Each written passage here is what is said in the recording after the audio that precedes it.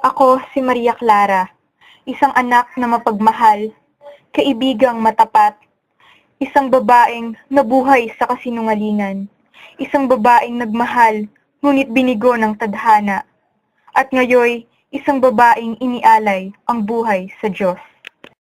Ako, si Juan Crisostomo Ibarra. Dati na akong pinaglaruan ng tadhana, pinagmalupitan ng pagkakataon, pinagkaitan ng kapalaran. Pinsan na ako nagmahal, ngunit maraming beses nang nasaktan. Pinagmalupitan ng aking ama, mga mahal sa buhay at mga kakilala. Sa kamay ng mga Kastila, kami pinahirapan. Subalit ang lahat ng paghihirap, pagpapasakit, pang-aapi, at pang-aakusahan na aking tinanggap, ay hindi ko hinayaang maging dahilan ng aking pagbagsak.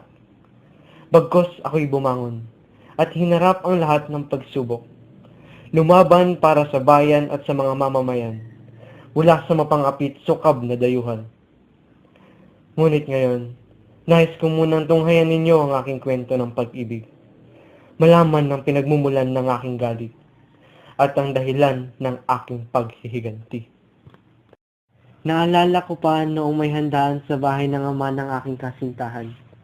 At sadyang napakainit ng pagtanggap nila sa akin pagbalik ko mula sa Europa. Sa bahay din yun ko nakilala si Padre Damaso. Ang inakala kong kaibigan ng aking amang si Don Rafael. Ngunit habang kami ay naghahapunan, hindi ko lubos maisip na magagawa niyang tapakan ang aking dignidad at ipahiya ako sa harap ng maraming tao. Ang hindi ko lamang masikmura ay ang kanyang paninira sa aking ama. Ngunit wala akong nagawa kundi ang umalis na lamang at magpaalam. At habang ako'y naglalakad na pauwi, nagulat ako nang may biglang humawak sa aking balikat at nagpakilalang kaibigan ng aking ama. Ang ngalan niya ay Teniente Guevara. Siya ang naglahad sa akin ng katotohanan kung paanong si ama ay pinakulong ng walang man lamang paglilitis. Ito ay dahil sa aksidenteng pagkakapatay ni ama sa tagapaningil ng buwis noong sinubukan niyang iligtas ang isang bata. Hinatulong din siya na erehe at pilibustero na ang ibig sabihin ay kaaway ng simbahan at ng pamahalaan. At ang masaklap pa, ang inakala kong kaibigan ng aking ama, ang siya palang lumapastangan sa kanya.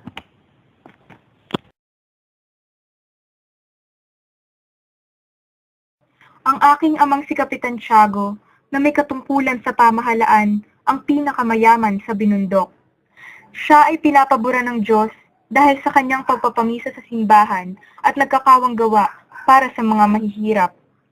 Naging kabiyak niya sa puso ang aking inang Pia Alba, subalit sila ay hindi mabiyayaan ng anak kung kaya't ilang birhen o mga santo ang kanilang pinuntahan at sinayawan, magkaroon lamang ng supling. Dumating ang araw na naglihi ang aking ina, subalit ito ay naging maselan at sa aking pagsilang siya'y binawian ng buhay. Ako ay nabinyagan at bilang parangal sa pintakasi ng Obando, ako'y binigyan ng pangalang Maria Clara. Ako ay simple lamang at mabilis na nagdalaga sa gulang na 14 na taong gulang. Pumasok ako sa isang kumbento ng Santa Catalina sa loob ng 7 taon. Dahilan na rin ang pamamaalam ko sa aking kababata at matalik na kaibigan na si Crisostomo Ibarra, na hindi nagtagal ay nagtungo rin sa Europa. Kami ay may pagtingin sa isa't isa at sang-ayon dito ang aking ama, at kami ay nakatakda ng ikasal. Isang umaga, nagmamadali kong tinapos ang pagsimba namin ni Tia Isabel at nais ko nang umuwi. Inip na inip akong tila may inaabangan sa bawat sasakyang dumadaan sa aming tahanan, hanggang sa sandaling may humintong sasakyan at ang lula nito ay ang pinakahihintay kong, si Crisostomo. Sa 7 taon na iginugol ko sa pag-aaral sa Europa. Itong araw na ito ang aking pinakahihintay, sapagkat makikita ko na ang aking minamahal na kasintahan, si Maria Clara. Masaya akong sinalubong ni Kapitan Tiago at Tia Isabel sa kanilang bahay, at kami ni Maria Clara ay pinapwesto sa azotea. Doon namin inalala ang aming matamis na pagsusuyuan. Binalikan namin ang nakaraan at inalala ang mga masasayang sandali noong kami ay bata pa. Sa sobrang kaligayahang aking nadama sa aming pag-uusap, kamuntikan ko nang makalimutan ang talagang rason ng aking pag-uwi sa Pilipinas, ang aking ama. Kinabukasan, unang araw ng Nobyembre, ginunita ang Todos los Santos o Araw ng Mga Patay.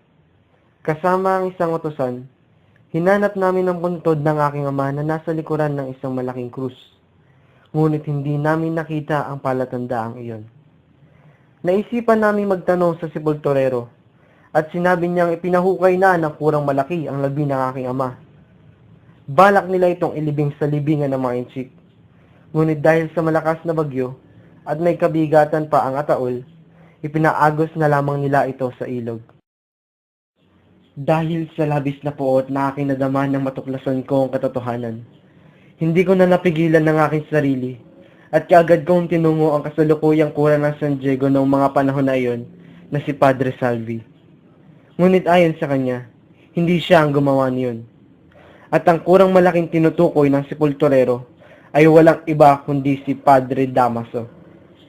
Itinuro naman sa akin ng guro na dati nang tinulungan ng aking ama kung saang lawa ipinaagos ang bangkay nito.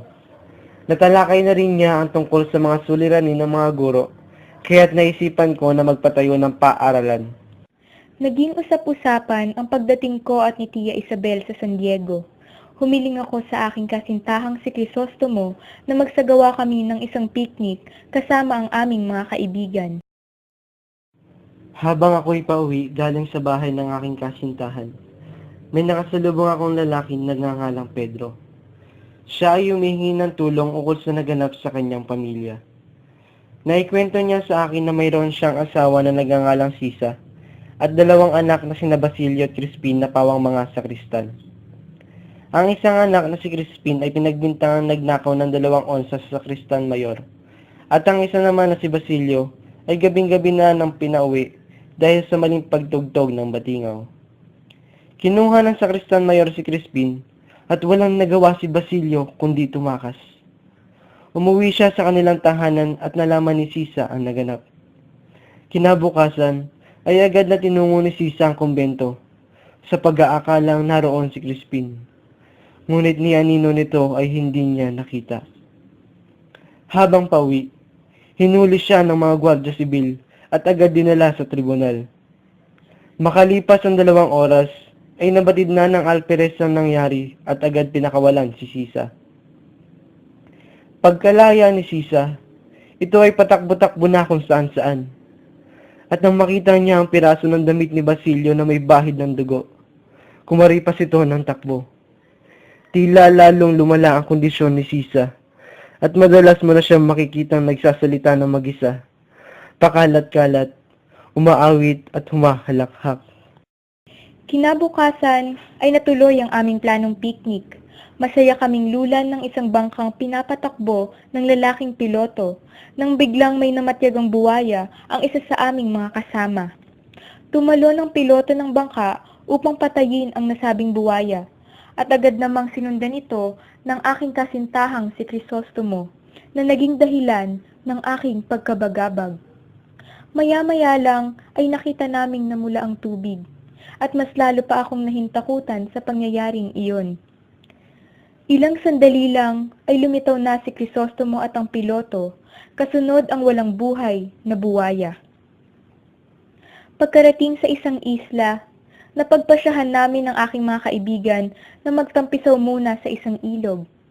Naramdaman kong tila may namamatyag sa aming masayang pagtatampisaw, subalit hindi ko alam kung ito ba ay sadyang guni-guni lamang. Kami ay bumalik na sa isla. Masaya kaming nagpiknik sa isang gubat kasama ang lahat ng aming mga kaibigan. Maya-maya ay lumapit ang sarhento kay Crisostomo na tila may tinatanong sa aking kasintahan. Nagulantang ang lahat nang may dumating na sarhento at hinanap sa akin ang isang lalaking nagngangalang Elias na napagalaman kong siya namang piloto ng aming bangka. Sinasabing siya ang lumapastangan kay Padre Damaso.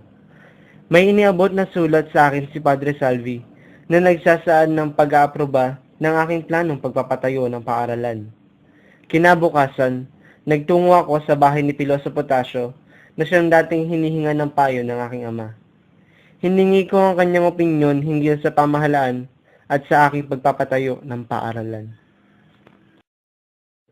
Ang aking ama ay nagsagawa ng isang handaan sa aming tahanan upang ipagmalaki na siya ay taga Maynila at dahil ako ay magiging asawa ng isang tanyag at hinahangaan ng lahat ng tao na si Crisostomo Ibarra.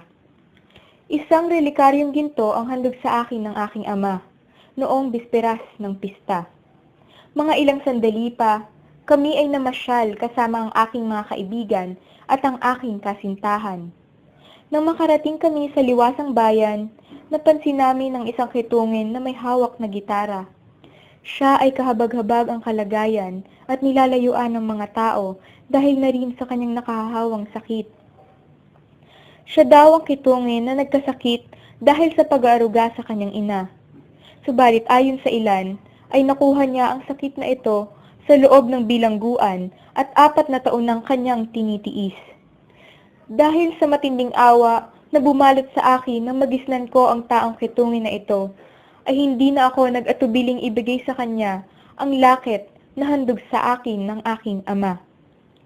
Kaagad niya itong kinuha, hinagkan, at matapos kunin ang kanyang bakol, ay mabilis na lumisan. Ilang sandali pa, nakita namin ang isang babaeng baliw. Kaya naman naitanong ko sa aking kasintahan kung tinulungan ba niya ang babaeng ito. Ang sabi naman niya ay tutulungan niya raw ito, subalit marami pa siyang ginagawa, kaya't hindi pa niya ito mapagtuunan ng pansin. Noong pista ng San Diego, ang napiling magsermon ay si Padre Damaso. At ang nilalaman ng kanyang sermon ay puro patama sa aking ama. Marahil ay natural lamang na ako'y magalit sa kanyang pinagsasasabi. Ngunit wala akong ibang nagawa kundi ang magtimpi. Sa loob ng simbahan, muli kong nakita si Elias at bumulong siya sa akin ng babala tungkol sa maaaring maganap sa panghuhugos. Ang sunod na naming pagkikita ay noong pumunta siya sa aking bahay.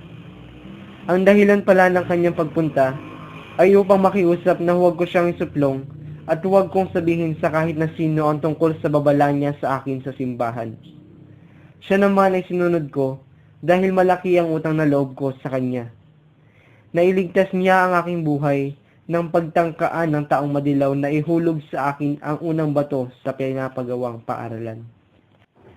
Isang araw, nagkaroon ng pananghalian na ibinigay sa mga kilala at mataas na tao. Ngunit tila nakagawian na ni Padre Damaso ang panlalait sa aking ama.